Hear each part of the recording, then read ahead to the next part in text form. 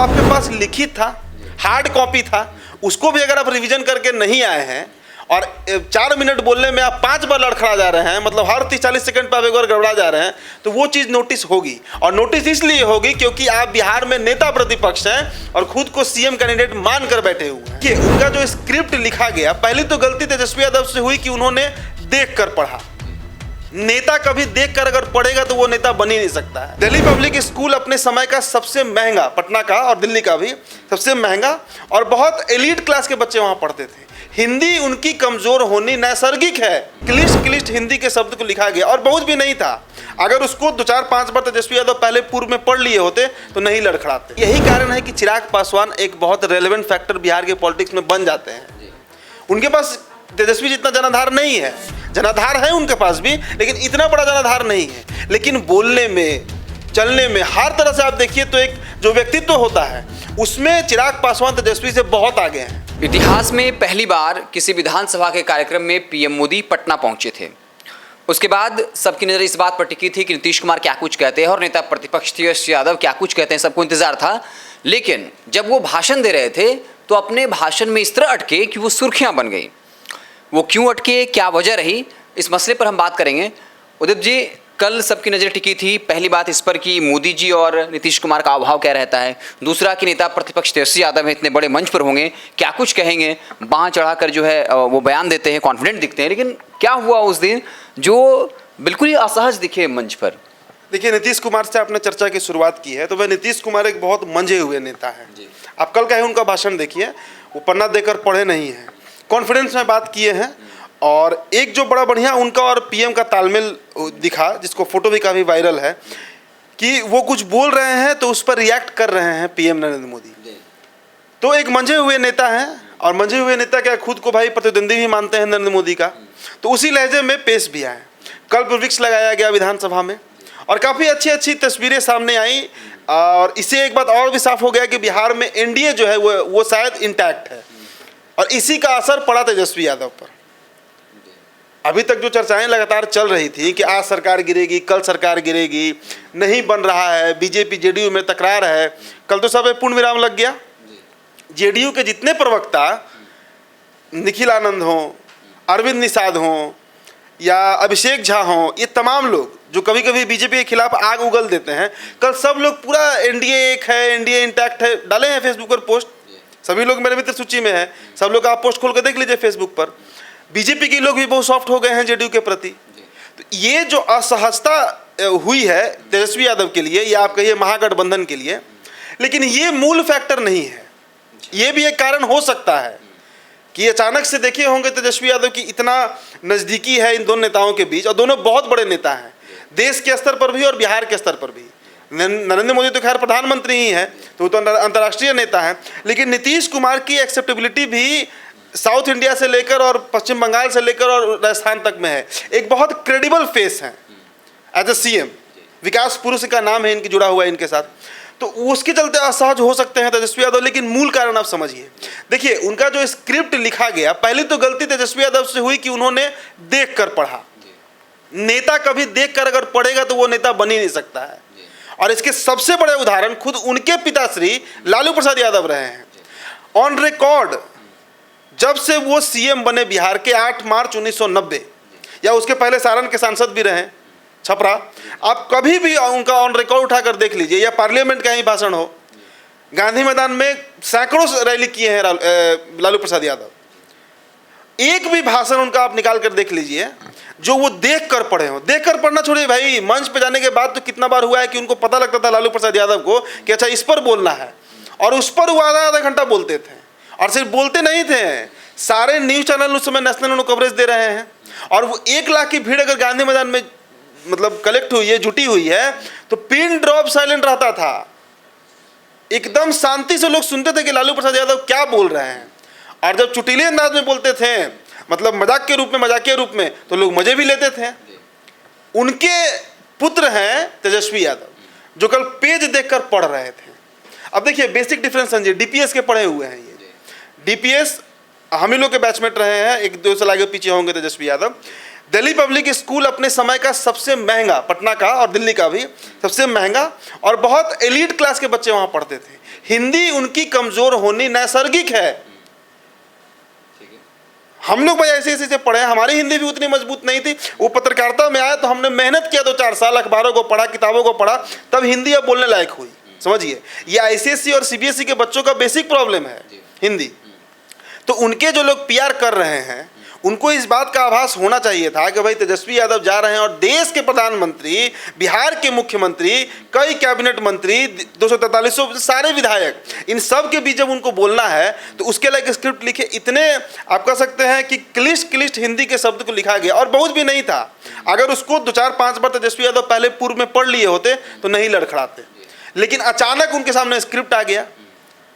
अब अचानक स्क्रिप्ट आया, हम लोग जब 2 या 3 क्लास में थे तो हमारे पोइट्री का एग्जाम होता था, वाइवा जिसको अभी आज के समय में कहते हैं, कॉलेज में वाइवा होता है।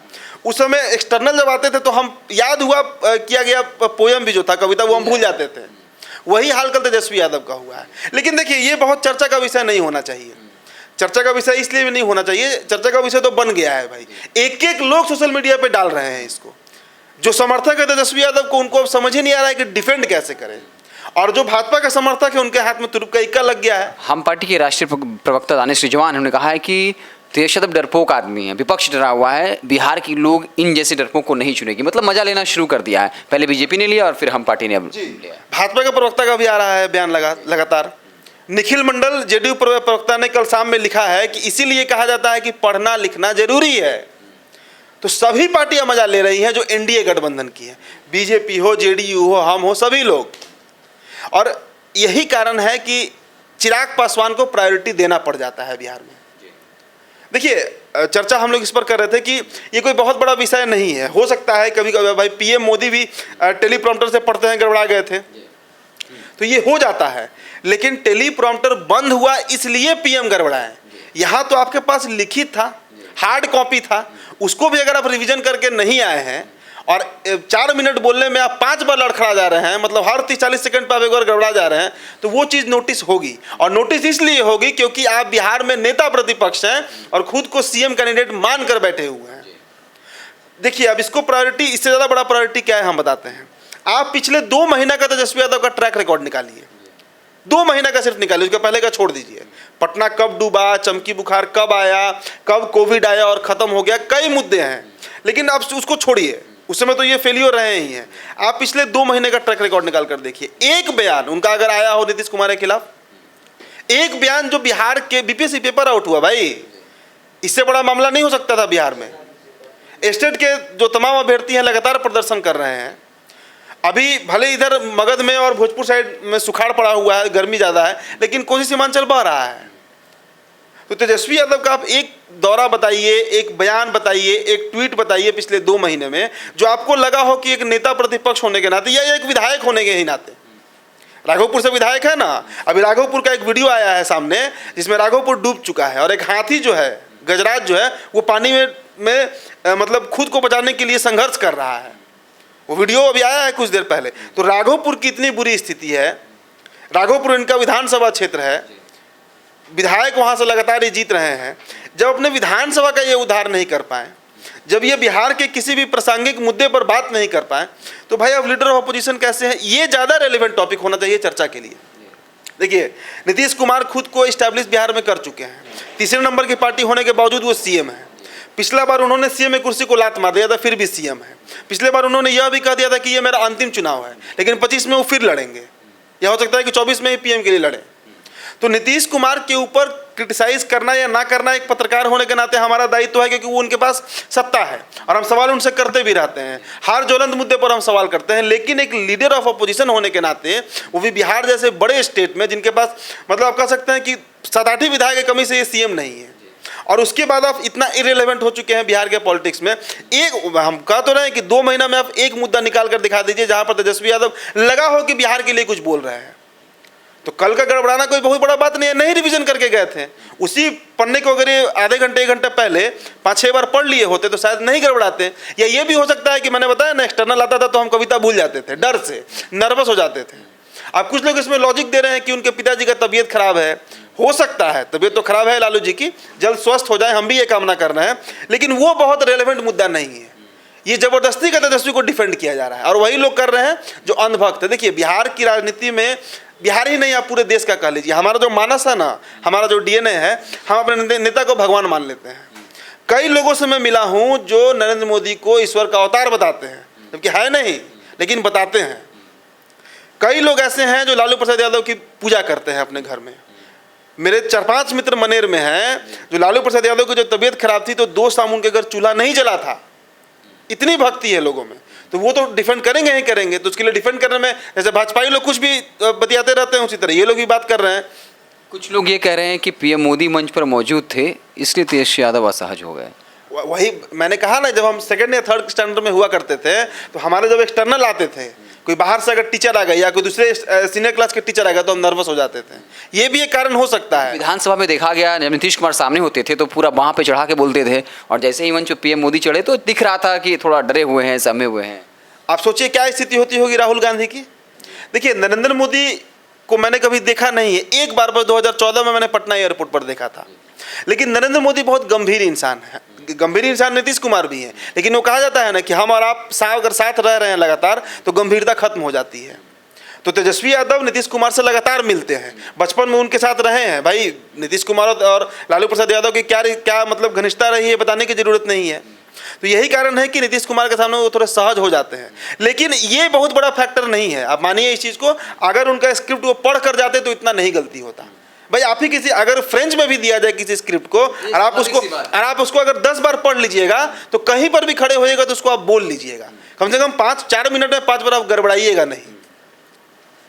तो कल तेजस्वी यादव जो है 4 मिनट के भाषण में 6 बार फंसे। उसके बाद सोशल मीडिया पर लोग मज़े ले रहे हैं, यहाँ तक कि बीजेपी ने मज़े ली। हम पार्टी ने यहाँ तक कह दिया कि तेजस्वी यादव डरपोक आदमी है, उनसे बिहार का राज नहीं चलेगा, और माफी की मांग भी कर दी है। और इसमें यही कारण है कि चिराग पासवान एक बहुत रेलेवेंट फैक्टर बिहार के पॉलिटिक्स में बन जाते हैं।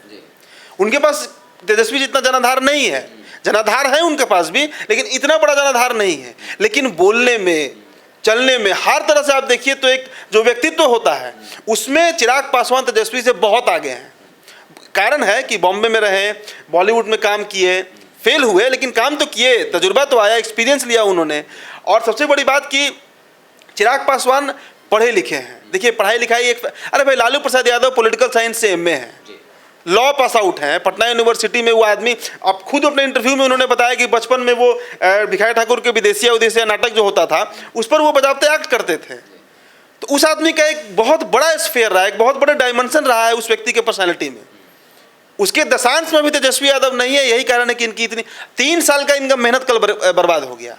इनके समर्थक 3 साल से जो ये जमीन पर एक ग्राउंड बना रहे थे, सीएम के तौर पर खुद को प्रोजेक्ट कर रहे थे, कल सब गुड़ गोबर हो गया है। इनके समर्थक इनको डिफेंड अब नहीं कर पा रहे हैं। तो चलिए, आपको हमारी बातचीत कैसी लगी कमेंट बॉक्स में ज़रूर बताइएगा। बहुत बहुत धन्यवाद।